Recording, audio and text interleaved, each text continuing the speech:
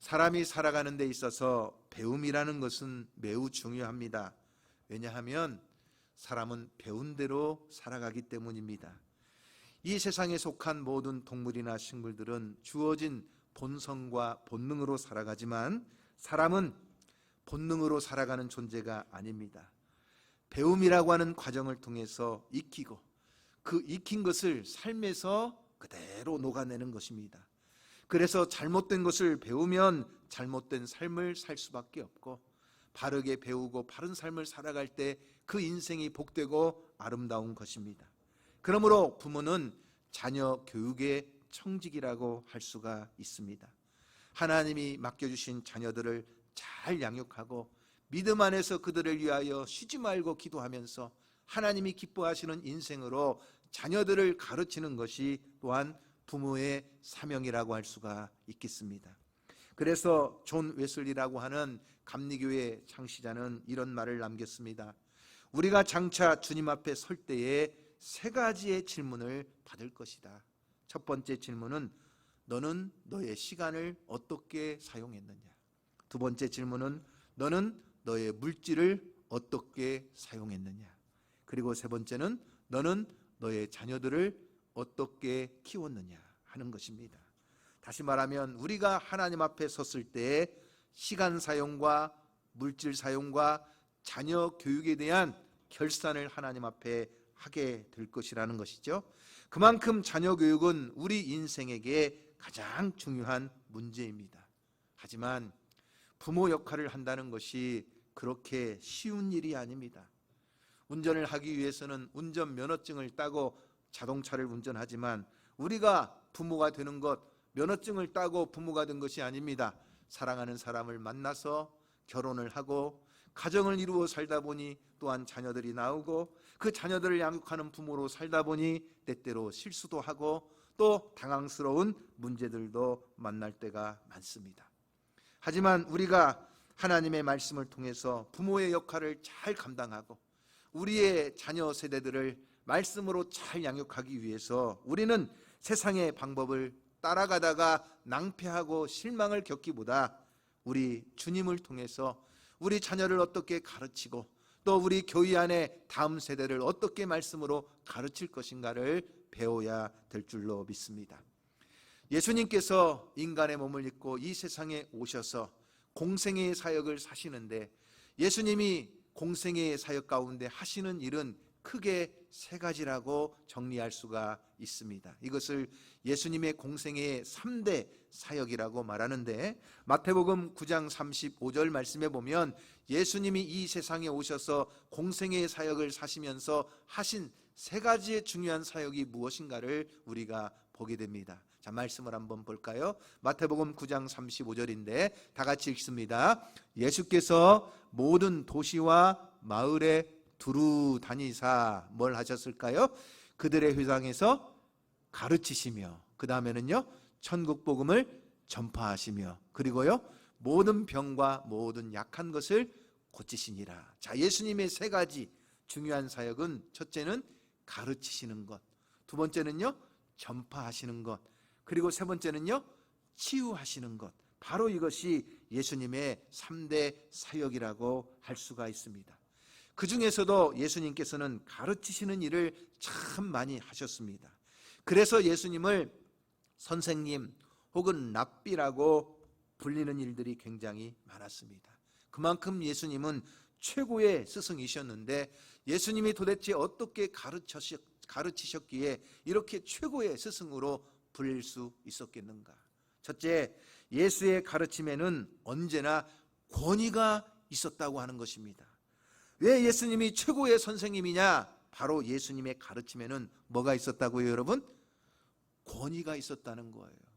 자, 마태복음 7장 28절 29절 말씀을 보겠는데 마태복음 5장 6장 7장의 말씀은 산상수훈이라고 부릅니다. 산상설교라고도 하지요. 산에 올라가셔서 제자들과 수많은 무리들에게 천국의 복음을 가르쳐 주셨는데 그 주님이 가르치시는 말씀을 듣고 난 다음에 사람들의 반응이 이렇게 나오는 거예요.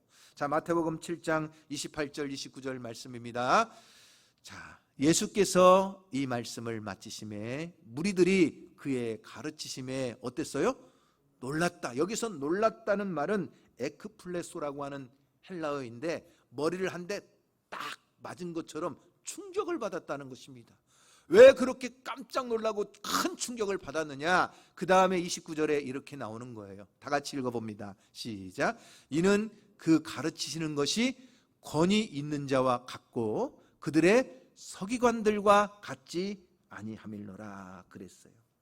예수님 당시에 가르침을 담당하던 사람들을 서기관들, 다른 말로는 율법학자라고 부릅니다. 그들은 구약의 말씀을 기록하고 그 말씀을 외우고 그 말씀을 해석해서 가르치는 일의 전문가들이었습니다. 그런데 예수님이 가르치시는 말씀을 다 듣고 나서 보니까 그 교육의 전문가라고 할 수 있는 서기관들이나 바리새인들과는 비교가 되지 않는 어떤 큰 권위가 예수님에게 있었다는 것을 느꼈습니다. 바로 하나님이 함께 하시는 권위였고 구약의 말씀들을 성취하기 위하여 이 땅 가운데 오신 하나님의 아들로서의 권위가 예수님에게 있었다는 것을 사람들은 알았기에 놀랄 수밖에 없었고 그 권위에 순종할 수밖에 없었던 것입니다. 그렇다면 여러분, 예수님의 가르침과 이 서기관들과 바리새인들의 가르침의 차이가 도대체 무엇이었느냐? 왜 예수님의 가르침에는 권위가 있었는데 서기관들이나 바리새인들의 가르침에는 권위가 없었을까요? 그것은 바로 그들의 외식 때문이었다는 거죠. 자, 여러분 마태복음 23장 5절 이하의 말씀을 보면 그 서기관들과 바리새인들의 가르침 속에 뭐가 있는지를 우리가 알 수 있는데 다 같이 한번 읽어보겠습니다. 자, 시작. 그들의 모든 행위를 사람에게 보이고자 하나니 곧 그 경문띠를 넓게 하며 옷수를 길게 하고 잔치의 윗자리와 휘당의 높은 자리와 시장에서 문안받는 것과 사람에게 그 다음에는요 납비라 칭함받는 것을 좋아하느니라. 다시 말하면 이 바리새인들이나 이 율법학자인 서기관들의 가르치는 목적이 있어요. 사람들에게 잘 보여서 칭찬을 받고 그래서 사람들에게 자기를 높여서 윗자리에 앉고 경문을 넓히고 옷수를 길게 함으로써 사람들에게 위선을 떨면서 자기를 자랑하고 그리고 사람들에게 자기를 드러내기 위한 목적을 가지고 가르치기 때문에 그들의 가르침에는 뭐가 없어요? 권위가 없다는 거예요. 야, 저 사람 대단하다. 야, 저 사람 똑똑하다. 야, 저 사람 아는 것도 많다. 야, 저 사람 사람들이 그렇게 칭찬해주고 높여주기를 바라는 마음을 가지고 외식을 하면서 위선을 떠니까 사람들 보기에는 똑똑할지 몰라요. 언변이 대단할지 몰라요. 아는 것이 많을지 몰라요. 그러나 그들에게는 권위가 없었다는 거예요. 예수님이 가장 싫어하는 것 중에 하나가 뭐냐? 바로 외식하는 거예요. 위선을 행하는 것입니다. 그래서 마태복음 23장 25절 말씀에도 보면 예수님께서 가장 싫어하시면서 책망하시고 심지어 강하게 말씀하시는 내용이 뭐냐? 자, 마태복음 23장 25절 말씀을 볼까요? 다 같이 읽어봅니다. 시작. 화 있을진저 외식하는 서기관들과 바리새인들이여 잔과 대접의 겉은 어떻게 해요? 깨끗해요. 그런데 그 안에는 뭐가 가득해요? 탐욕과 방탕으로 가득하게 하는도다. 다시 말하면 겉으로는 경문을 넓히고 옷수를 길게 하고 거룩한 옷을 입은 것처럼 그렇게 깨끗한 척 하는데 그 속에 들어있는 것은 온통 뭐예요? 탐욕과 방탕으로 가득 찬 죄악덩어리라는 거예요. 탁월한 언변과 실력을 가지고 있지만 그러나 가르치는 말과 그들의 삶의 행동이 전혀 달랐어요. 그렇기 때문에 권위가 없는 거예요. 그러기에 예수님께서는 정말 우리가 가르침에 가장 중요한 그 권위를 세우는 일이 뭐냐? 겉과 속이 똑같아야 된다는 거예요. 말과 행함이 같아야 된다는 거예요. 그래야 가르침에 권위가 있고 그 부모나 교사들에게 영적 권위가 서서 그 가르침을 받는 자들의 삶이 변화되고 그들의 모든 삶에 하나님의 놀라운 축복이 부어진다는 거예요. 사랑하는 성도 여러분, 우리가 입술로만 주여 주여 하고 말로만 사랑 사랑 외치는 것이 아니라 정말 우리의 삶 속에 믿음으로 행하고 우리의 모든 말과 행동에 주님의 사랑으로 넘쳐나서 참된 헌신과 섬김으로 하나님의 영광을 올려드리는 이리여양의 성도가 되기를 주님의 이름으로 축복합니다. 제가 우리 집에 전에 노란 수박을 한번 선물 받았어요. 여러분, 수박이 보통 무슨 색깔이죠? 파랑 초록색이잖아요. 그런데 어떤 분이 노란 수박을 줬어요. 그 수박을 탁 받아놓고 제 아내하고 저하고 이제 이야기하는 거예요. 이 수박을 쪼개면 이 수박의 속은 빨간색일까 노란색일까? 둘이 한참 이야기를 하는데 제 아내가 하는 말은 세상에 속도 노란 수박이 어디가 있어? 겉만 노랗고 속은 빨간색일 거야 하는 거예요. 수박을 다 봐라. 저 무등산 수박이나 모든 수박이나 수박은 다 빨간색이야. 쪼개면 빨간색이 나올 거야. 저는요, 생각이 달랐어요. 무슨 소리야? 굳이 속이 빨간 수박이라면 뭘라고 노란 수박을 만들었겠어? 노란 수박을 만들 때는 속도 노라니까 겉도 노란 수박을 만들었겠지. 토마토를 봐봐. 노란 토마토는 속도 노랗고 빨간 토마토는 속도 빨갛잖아. 닭도 봐봐. 빨간 닭이 알을 낳으면 빨간 달걀을 낳고 하얀 닭이 알을 낳으면 하얀 닭을 낳고, 심지어 요즘은 청개가 있는데 청개도 알을 낳으면 푸른색 알을 낳는 것처럼 이 수박은 분명히 속도 노랄 거야. 그랬더니 제 아내가요, 그럼 내기하재요. 10,000원 내기 하재요. 10,000원 내기. 그래가지고 그럼 10,000원 내기 하자 하고 수박을 딱 쪼갰는데 수박 속이 무슨 색깔이었을까요? 세상에 그 수박이 속이 빨간색인 거예요. 그래가지고 제가 어쩔 수 없이 져가지고 10,000원을 줬어요. 배신감을 느끼더라고요. 아니, 속이 빨갈 거면 뭘라고 겉이 노란 수박을 만들었을까? 참 그랬는데, 그래가지고 제가 10,000원을 뺏겼잖아요. 그런데 그 주 토요일 날 결혼식이 있어가지고 그 결혼식 뷔페 식당에 갔더니 거기에 또 노란 수박이 있는데, 거기 보니까는 진짜로 겉도 노랗고 속도 노란 수박이 있는 거예요. 진짜로 있는 거예요. 여기는 겉도 노랗고 속도 노란 수박이 진짜로 있네. 여보 일로 와. 봤지? 10,000원 도로 대놔. 그랬더니 10,000원을 안 돌려주더라고요. 그때 그 수박 가지고 한 거지. 그래서 제가 느낀 게 있어요. 마누라하고 자식들한테 한번 넘어간 돈은요, 절대로 뒤돌아오는 법이 없어요. 결국은 돌려받지 못했는데 제가 그 수박을 보면서 느낀 게 있어요. 겉과 속이 똑같은 수박도 있고 겉과 속이 다른 수박도 있구나. 우리의 신앙생활도 마찬가지일 수가 있겠구나. 어떤 사람은 그 말과 행함이 똑같은 신실한 사람이 있는가 하면, 어떤 사람은 말만 요란하고 말만 그저 사랑 사랑 은혜 은혜 외치지만 그 삶은 전혀 바리새인들처럼 더러운 탐욕과 탐심으로 가득 찬 사람이 있겠구나. 여러분, 정말 예수님의 가르침에 권위가 있었던 것은 뭐예요? 예수님은 그저 말로만 떠드는 사람이 아니었어요.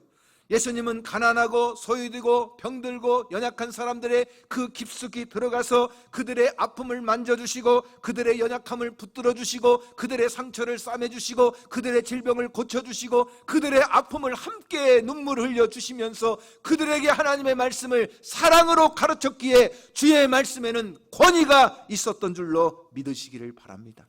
그러므로 사랑하는 성도 여러분, 오늘 우리에게도 마찬가지입니다. 말만 행하는 자가 되지 말고 진실함으로 하나님 앞에 나아갈 때, 오늘 우리가 전파하는 말씀, 우리가 가르치는 그 말씀에 영적 권위가 있어서 하나님의 능력이 나타나는 줄로 믿으시기를 바랍니다. 말씀을 전하는 제가 늘 목사로서 항상 부담을 가지는 게 있어요. 뭐냐?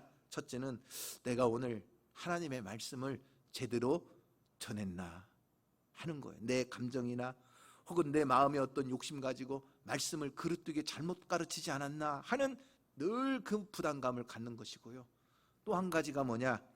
내가 전한 말씀대로 살아가고 있는가 하는 부담감이에요. 그래서 제 아내가 항상 저를 콕콕 찌르고 꼼짝 못하게 하는 말씀이 있어요. 뭐냐?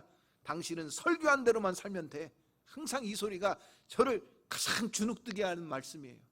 여러분, 하지만 오늘 우리가 항상 늘 기억해야 되는 것은, 나는 정말 겉과 속이 다른 그런 바리새인들이나 서기관들처럼 외식하는 신앙생활이 아니라 신실한 마음으로 늘 한결같은 신앙생활을 하는 저와 여러분이 될 수 있기를 주님의 이름으로 축복합니다.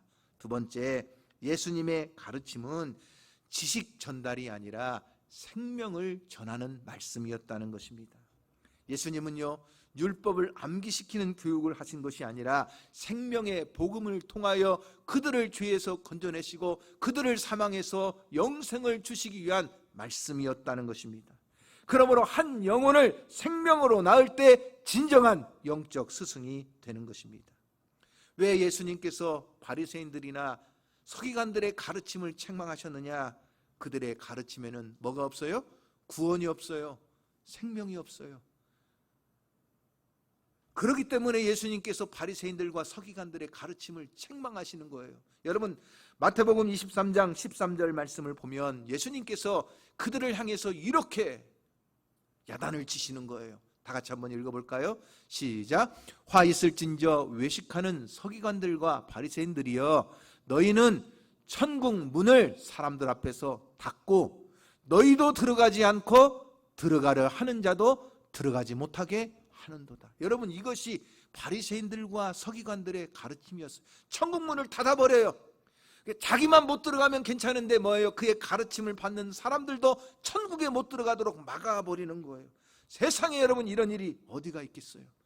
그러므로 여러분, 오늘 우리의 가르침은 정말 생명을 전하는 가르침이요, 생명을 전하는 말이 되어야 될 줄로 믿습니다. 무의식 중에 그냥 내뱉는 말, 홧김에 내뱉는 말, 그냥 습관적으로 내뱉는 말들이 사망을 선포하는 말이 아니요, 저주를 선포하는 말이 아니요, 생명과 축복을 전하는 내 입술의 말이 되기를 주님의 이름으로 축원합니다. 한때 세상을 떠들썩하게 했던 지존파의 대부 김기환이라는 사람이 있었어요. 어려서부터 집안이 너무나 가난해가지고 학교에 미술 시간이면 크레파스를 준비하지 못하고 학교에 갔어요. 그러니까 매번 크레파스를 준비하지 않고 오는 그 기환이라고 하는 초등학생을 향해서 담임 선생님이 너는 도대체 이게 몇 번이냐, 미술 시간마다 준비물을 안 가지고 오다니 야단을 쳤어요. 하지만 이 학생이 자기의 가난한 집안 형편을 말할 수 없기 때문에, 또 친구들 앞에 창피하기 때문에 그저 입을 다물고 가만히 있었는데, 하루는 그 선생님이 이 기환이라는 초등학생의 머리를 탁 때리치면서 다음 시간부터는 훔쳐서라도 준비물을 가지고 와, 이렇게 호통을 치며 야단을 쳤어요. 친구들 앞에서 머리통을 심하게 쥐어박히고 다음 시간부터는 훔쳐서라도 준비물 가지고 와 하는 그 선생님의 말 때문에 그 다음부터 이 사람은 필요한 것이 있으면 무엇이든지 도둑질하고 강도질해서라도 자기 욕심을 채우는 사람으로 바뀌어버렸어요.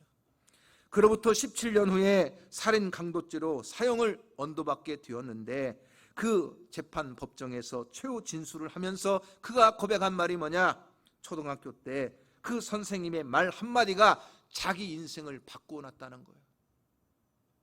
다음부터는 훔쳐서라도 준비물 가지고 와 하는 그 말 때문에 평생을 도둑질하고 강도질하고. 사랑하는 성도 여러분, 오늘 우리도요, 무의식적에 화가 난다고 함부로 사망의 말을, 저주의 말을 퍼부어댈 때가 있어요. 그래서 자기도 천국에 들어가지 못하면서 다른 사람도 천국 문에 들어가지 못하도록, 내가 하기 싫으니까 다른 사람도 하지 못하게 하고, 심지어 열심히 헌신봉사하고 열심히 일하는 사람들에게 상처 주어서 그 사람들 실족시키고, 나도 모르게 그럴 수가 있다는 거예요. 우리가 연약하기 때문에 본의 아니게 실수를 저지를 수가 있는데, 항상 목사로서 저도 늘 하나님 앞에 늘 마음 아파하며 기도하는 거예요. 하나님, 저 때문에 교회 다니기 싫어하는 사람이 있으면 어떻게 합니까? 하나님, 저 때문에 믿음에서 실족하는 사람이 생기면 어떻게 합니까? 하나님, 저 때문에 열심히 봉사하다가 제 말 한마디 때문에 그저 봉사 그만두고 그저 믿음에서 실족해버리면 어떻게 합니까? 사랑하는 성도 여러분, 오늘 교회에서 먼저 직분을 맡은 사람들, 장로로 직분을 받고 권사로 직분을 받고 안수 집사로 직분을 받은 먼저 직분을 맡은 사람들은 그 교회 안에 연약한 지체들을 돌아보고 그들을 믿음 안에서 격려해주고 오히려 그들을 사랑으로 섬기면서 그들이 믿음의 반석 위에 든든히 세워져 가도록 우리는 사랑의 말을 하고 축복의 말을 하고 격려의 말을 할 수 있는 저와 여러분이 될 수 있기를 주님의 이름으로 축복합니다. 세 번째로, 예수님의 가르침은 본을 보이시면서 가르쳤다고 하는 것입니다. 오늘 요한복음 13장 13절 이하의 말씀에 보면 무슨 내용이 나오지요? 제자들의 발을 씻기시는 장면이 나옵니다. 예수님께서 십자가를 지시기 전날 밤에 사랑하는 제자들을 불러 모으시고 저녁을 잡수신 다음에는 자신의 겉옷을 벗고 수건을 허리에 두르시고 대야를 가져다가 물을 떠 놓으시고 3년 동안 함께했던 제자들의 더럽고 냄새나는 발을 한 명씩 한 명씩 다 씻겨주시는 거예요. 그렇게 제자들을 씻기신 예수님께서 제자들에게 말씀하시는데 바로 요한복음 13장 14절 이하의 말씀에 보면 이렇게 말씀하시는 거예요. 자, 우리 다시 한번 다 같이 읽어보겠습니다. 시작. 내가 주와 또는 선생이 되어 너희 발을 씻었으니 너희도 서로 발을 씻어주는 것이 옳으니라. 내가 너희에게 행한 것 같이 너희도 행하게 하려 하여 무엇을 했다고요? 본을 보였노라. 다시 말하면 예수님의 가르침은 항상 먼저 본을 보여주시고 제자들에게 너희도 이와 같이 행하라 하고 항상 본을 보이심으로 가르치셨다는 것입니다. 바로 이것이 예수님의 가르치심이었습니다. 미리 보여주시고 너희도 이렇게 살아라, 본을 보여주시는 것입니다. 바로 예수님의 본의 극치는 섬김이었습니다. 자신이 선생으로 주로 받을 수 있는 모든 대접을 다 포기하고 하나님의 신 그분이 하늘의 영광 보좌와 권세를 다 버리시고 낮고 천한 이 세상에 오셔서 자기를 비워 종의 형체를 가지고 죽기까지 완전히 자기를 낮추시고 자기를 비우신 주님의 모습, 그 본을 보이신 주님이 너희도 이같이 행하면 내 제자가 되고 너희에게 복이 있을 것이라고 예수님이 가르쳐 주시는 것입니다. 사랑하는 성도 여러분, 예수 그리스도의 제자인 우리들도 주님을 따르기 위해서는 주님이 행한 것처럼 우리도 먼저 본을 보이는 부모요, 본을 보이는 교사가 되기를 주님의 이름으로 축복합니다. 이웃을 구원하기 위해서 나의 희생과 섬김을 통하여 그 한 영혼을 건져내고 우리의 자녀들을 위하여 내가 정말 부족하지만 그러나 내가 본을 보이고 그 자녀들에게 하나님의 말씀을 가르쳐서 영적 권위를 세우고 그 믿음의 가정을 세울 수 있는 오늘 우리 모두가 되기를 주님의 이름으로 축복합니다.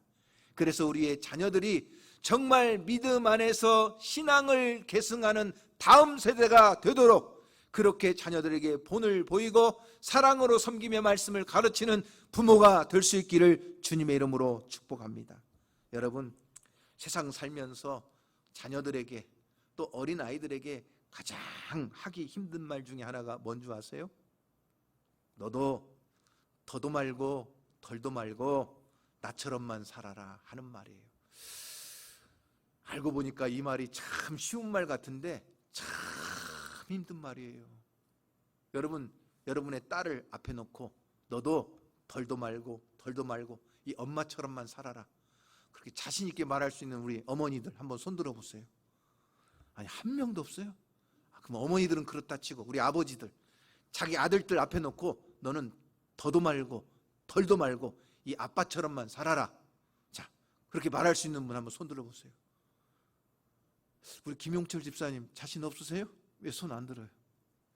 사실 여러분, 이 말하기가 쉽지 않습니다. 그런데 예수님은 내가 너희에게 본을 보였으니 너희도 이와 같이 행하라, 그러면 복이 있을 것이라고 말씀하시는 거예요. 여러분, 그런데 이 예수님의 삶을 그대로 자기의 삶에 녹여낸 사람이 있는데 사도 바울이에요. 그래서 사도 바울도 고린도전서 11장 1절 말씀에 보면 뭐라고 고백하고 있느냐? 자, 다 같이 한번 고린도전서 11장 1절 말씀을 읽어봅니다. 시작. 내가 그리스도를 본받는 자가 된 것 같이 너희는 나를 본받는 자가 되라. 아주 자신 있게 고린도 교회를 향해서 그의 성도들에게 말하는 거예요. 나는 정말 믿음으로 살았고, 나는 예수를 본받고 예수를 쫓아 늘 예수님처럼 살기를 힘썼으니 너희들도 나처럼 예수님을 본받는 자가 되라고 아주 자신 있게 이야기하고 있는 거예요.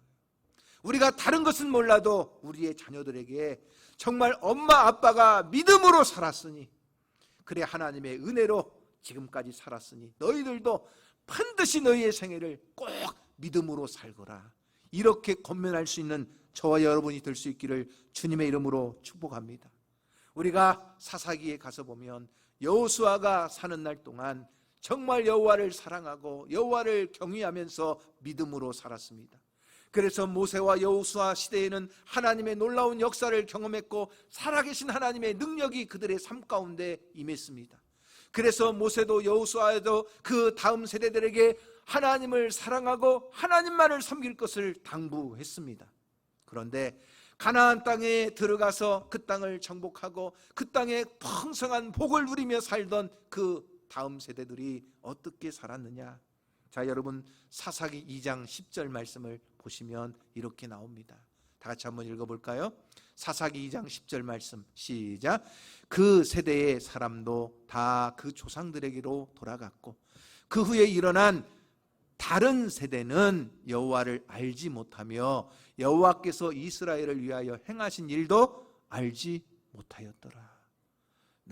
너무나 가슴 아픈 일이요, 성경을 읽으면서 정말 가슴 치면서 통곡할 일인데, 여호수아 시대와 그 장로들은 하나님을 섬기며 하나님을 경외하여 하나님의 복을 누렸는데, 여호수아와 그 시대의 장로들이 죽고 난 다음에 그 다음의 자녀들은 믿음으로 살던 그 신앙을 계승했던 다음 세대가 된 것이 아니라 어떤 세대요? 하나님을 버리고 바알과 아스도라 우상을 섬기면서 그 가나안 땅에 흡수되어 버리는 다른 세대가 되어버린 거예요. 그러니 이렇게 믿음에서 떠난 다른 세대가 된 그들의 삶은 어떠했느냐? 사사기 2장 15절 말씀에 보면 이렇게 나와요. 다 같이 한번 읽어봅니다. 시작. 그들이 어디로 가든지 여호와의 손이 그들에게 복을 내리시니 재앙을 내리시니, 곧 여호와께서 말씀하신 것과 같고 여호와께서 그들에게 맹세하신 것과 같아서 그들의 괴로움이 심하였더라. 믿음에서 떠나버리고 하나님 경외하기를 잊어버리고 우상을 섬기기 시작하니까 그들에게 재앙이 내려오고 그들의 삶에는 괴로움이 심해졌다는 것입니다. 그러므로 여러분, 오늘 우리가 자녀들에게 신앙 교육을 제대로 하지 못하면 그 결과가 무엇이냐? 오늘 우리는 이 사사기의 말씀을 통해서 볼 수 있어요. 오늘 사랑하는 성도 여러분의 가정마다 여러분의 자녀들이 믿음의 다음 세대가 되기를 주님의 이름으로 축복합니다. 부모의 신앙을 이어받고 여호와를 경외하며 자손 천대까지 그 믿음 안에서 하나님의 복을 누리는 다음 세대가 되기를 주님의 이름으로 축복합니다. 가장 가슴 아픈 것은 그 부모의 신앙이 딱 끊어져 버리고 자녀들이 다른 세대가 되어서 하나님을 떠나 세상에서 죄악 가운데 사는 거예요. 그래서 여호와의 재앙이 내리고 그들의 삶에 행복한 날은 없어지고 괴로움만 더해지는 사사시대의 암흑시대가 그들의 자녀들 가운데 이루어지는 것이 가장 마음 아픈 거예요. 여러분, 사람들은 말합니다. 뭐니 해도 뭐가 최고다? 머니가 최고다. 돈만 많이 벌 수 있다면 야, 교회 적당히 다녀도 돼. 가서 공부해. 그냥 돈만 많이 벌 수 있다면 야, 돈만 많으면 나중에 신앙생활을 해도 돼. 그러나 여러분, 뭐니 해도 가장 중요한 것은 믿음이 최고입니다. 너희는 먼저 그 나라와 그 의를 구하라. 그리하면 너희가 무엇을 먹을까, 무엇을 입을까, 무엇을 마실까 염려하지 않아도 하나님이 이 모든 것 위에 너희에게 더하시리라. 할렐루야. 믿음이 최고인 줄로 믿으시기를 바랍니다. 그러므로 여러분의 자녀들에게 다른 것 다 끊어져도 믿음이 끊어지지 않도록, 그래서 우리의 자녀들이 정말 믿음의 다음 세대가 되어 우리 자녀들이 여호와를 섬기는 믿음의 가정으로 세워지도록 우리는 힘써 말씀을 가르치고 그 신앙을 전수할 수 있도록 자녀들을 위하여 끝까지 기도할 수 있는 저와 여러분 되기를 주님의 이름으로 축복합니다.